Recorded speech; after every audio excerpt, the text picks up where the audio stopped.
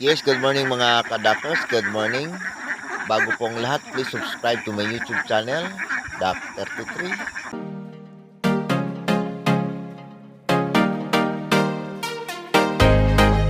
Pakihit naman ang notification bell upang updated kayo sa mga video ko pang may upload.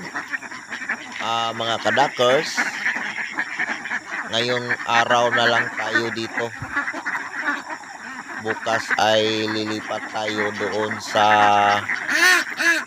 malapit sa kalsada para kapag mag-travel na po tayo ay madali lang tayong makalabas mga kadakers.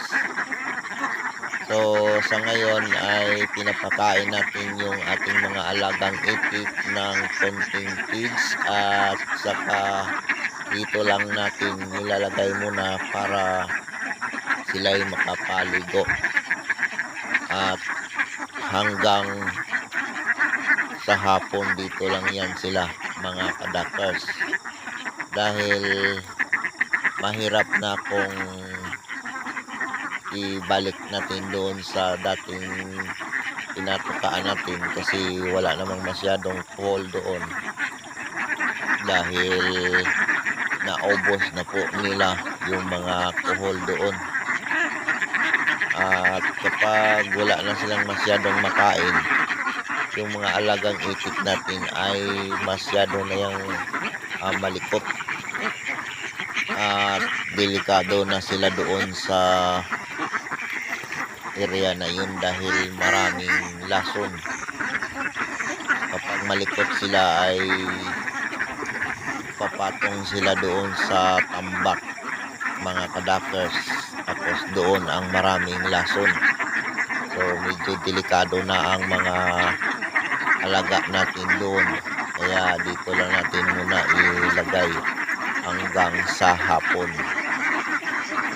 at lilipat tayo doon sa kabila. So sa mga bago lang po sa pag-alaga ng itik, talagang kailangan natin magtiis para sa ating mga pangarap sa buhay. So nagsimula na sila mga kadakers sa pagpabreed. So kinokondisyon na natin yung mga alagang itik natin